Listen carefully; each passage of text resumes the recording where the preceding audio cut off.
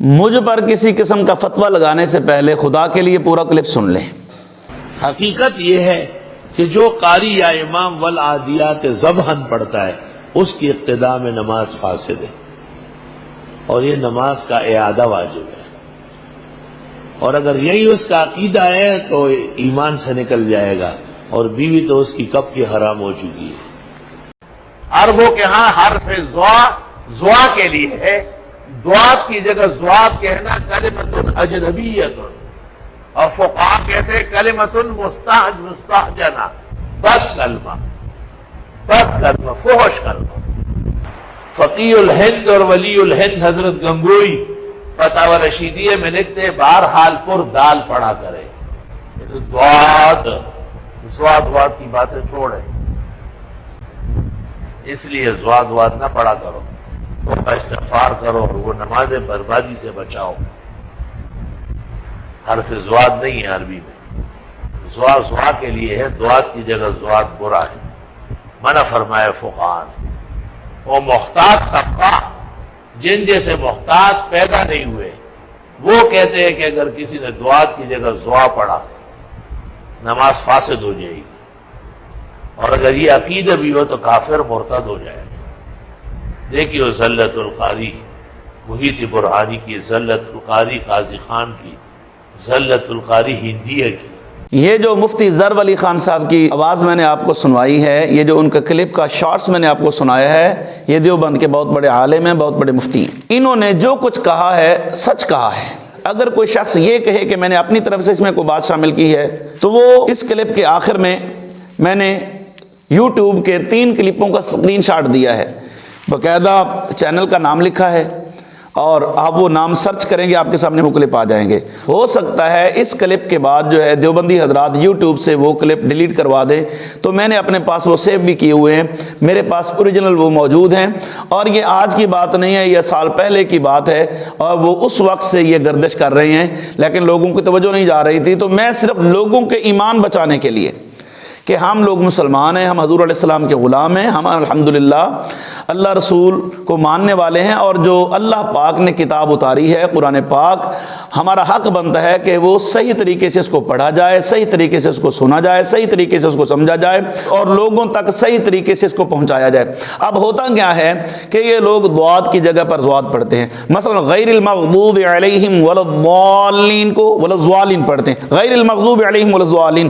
تو یہ اللہ بھلا کرے قبلہ مفتی ظرف علی خان صاحب کا، جنہوں نے اس پر جو ہے یہ اعتراض اٹھایا کہ بھائی آپ کو کیا ہو گیا ہے، پوری دنیا دعات پڑھتی ہے، عرب کے لوگ جہاں قرآن اترا ہے حرمین شریفین میں دعات پڑھا جا رہا ہے، مصر کے لوگوں کو آپ بلاتے ہیں، ان کی قرأت سنتے ہیں، ان کی آوازیں سنتے ہیں، ان کی تلاوتیں سنتے ہیں، وہ لوگ دعات پڑھتے ہیں، اور یہاں پاکستان میں بھی اکثریت دعات پڑھتی ہے، لیکن یہ پتہ نہیں دیوبندی حضرات کو کیا ہو گیا ہے، یہ دعات کو زواد پڑھتے ہیں، اور جب دعات کو زواد پڑھا جائے تو وہ معنی تبدیل ہو جاتا ہے۔ اب میں یہ کہنا چاہتا ہوں کہ مفتی ظرف علی خان صاحب جو کہ آپ کے بہت بڑے عالم اور مفتی ہیں، کہ جو شخص ان کے فتویٰ کی روشنی میں دعات کو زواد پڑھے اس کا ایمان ہی نہیں ہے، جو شخص دعات کو زواد پڑھتا ہے اس کی بیوی اس کے نکاح میں نہیں ہے۔ تو جو دیوبندی حضرات مساجد میں امام بن کر کھڑے ہوئے ہیں، نمازیں پڑھا رہے ہیں، کیا وہ اس فتویٰ کی روشنی میں لوگوں کی نمازیں برباد نہیں کر رہے؟ کیا ان کے مدارس میں جو قرآن پڑھایا جا رہا ہے وہ غلط نہیں پڑھایا جا رہا؟ ایک حرف کا معنی ہی چینج ہو جائے تو بتائیے ایمان سے کیا وہ تحریف نہیں ہے قرآن پاک میں؟ ہمارے تو علماء اہل سنت یہ بارہا لوگوں کے ذہنوں میں یہ بات ڈال رہے ہیں کہ بھائی ہم ان کے پیچھے نماز نہیں پڑھتے، اور وجوہات میں سے ایک مین وجہ یہ بھی ہے کہ یہ سراسر قرآن ہی غلط پڑھتے ہیں، ان کو تو قرآن پڑھنا ہی نہیں آتا۔ اور جو لوگ ان کے پیچھے نمازیں پڑھتے ہیں، جو ان کے مدارس میں خدمتیں کرتے ہیں، ان کو سوچنا چاہیے کس کو دے رہے ہیں بھائی، وہ تو قرآن ہی غلط پڑھ رہے ہیں، ان کو تو قرآن پڑھنا ہی نہیں آتا۔ یہ میں نہیں کہہ رہا بھائی، آپ کے مفتی صاحب کہہ رہے ہیں، کہتے ہیں یہ زواد واد کو چھوڑو، یہ تو قرأت اجنبیہ ہے، یہ تو صحیح نہیں ہے، یہ تو بالکل سراسر غلط پڑھتے ہیں۔ میں نہیں کہہ رہا، یہ آپ کے مفتی صاحب کہہ رہے ہیں، اس میں نے کسی قسم کا کوئی فتویٰ نہیں لگایا، میں نے تو وہی باتیں دہرائی ہیں جو آپ کے مفتی صاحب نے کہی ہیں۔ لوگ ہم سے پوچھتے ہیں ان کے پیچھے نماز نہیں پڑھتے، ان کے مدارس میں آپ بچے نہیں پڑھاتے، کیوں نہیں؟ اس لیے نہیں پڑھاتے، ان کو پڑھانا ہی نہیں آتا، اور وجوہات میں سے ایک یہ وجہ بھی ہے کہ یہ لوگ سراسر قرآن ہی غلط پڑھتے ہیں۔ جس نے قرآن ہی غلط پڑھنا ہے، جو لوگ سن رہے ہیں وہ بھی اس میں برابر کے مجرم ہیں۔ کیوں؟ اگر آپ کو پتہ چل گیا کہ دعات کو زواد پڑھنا گناہ کبیرہ ہے، حرام ہے، اور یہ بالکل گناہ ہے، تو اگر آپ اس پر جو ہے ڈٹے رہیں اور آپ کہیں نہیں جی وہی صحیح پڑھتے ہیں تو پھر آپ گناہ گار ہیں۔ یہ میں نہیں کہتا، یہ آپ کے مفتی صاحب کہہ رہے ہیں۔ وہ کہہ رہے ہیں کہ اگر کوئی شخص دعات کو زوات پڑھے تو اس کی بیوی اس کے نکاح میں نہیں ہے، اس کا ایمان کمپلیٹ نہیں، اس کا ایمان ہی ختم ہو گیا ہے۔ جو دعات کو زوات پڑھے اس کی بیوی اس کے نکاح میں نہیں، اس کا ایمان ہی نہیں ہے۔ آخر میں پیغام دینا چاہوں گا، جو کہتے ہیں کہ ہمارے بچے تو انہیں کے مدارس میں پڑھیں گے، تو میں کہوں گا شوق سے پڑھائیں۔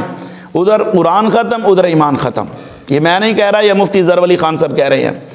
ہم اگر کوئی حضور علیہ السلام کی عزت و ناموس کی بات کر رہے ہیں، حضور علیہ السلام کے اخلاقیات، حضور علیہ السلام کے اختیارات و کمالات، حضور علیہ السلام کو حاضر و ناظر مانے، حضور علیہ السلام کا علم غیب مانے، حضور علیہ السلام کے کمالات مانے، تو یہ سارے ہم پر چڑھ دوڑتے ہیں۔ یہ بدعت ہے، یہ شرک، اور تم تو قرآن ہی سارا غلط پڑھ رہے ہو، تمہیں تو قرآن ہی پڑھنا نہیں آتا۔ یہ میں نہیں کہہ رہا، یہ آپ کے مفتی صاحب کہہ رہے ہیں۔ ہے کوئی دیوبند کا فرزند جو ہماری اس بات کا جواب دے اور کہے جناب آپ غلط کہہ رہے ہیں؟ ہم غلط نہیں کہہ رہے، الحمدللہ پوری دنیا میں یہ پیغام ہے۔ کائنات میں اگر کوئی صحیح العقیدہ سچا مذہب ہے تو الحمدللہ وہ یا رسول اللہ کہنے والوں کا ہے۔ قرآن پڑھنا بھی انہیں کو آتا ہے، قرآن سننا بھی انہیں کو آتا ہے، قرآن سمجھنا بھی ان کو آتا ہے، اور الحمدللہ عمل کرنا بھی انہیں کو آتا ہے۔ خدا را اپنی نمازیں بچائیے، اپنا ایمان بچائیے، اپنا قرآن بچائیے، اور ان لوگوں کے پیچھے نماز پڑھیں، قرآن پاک کو صحیح بھی پڑھتے ہیں اور صاحب قرآن سے محبت بھی کرتے ہیں۔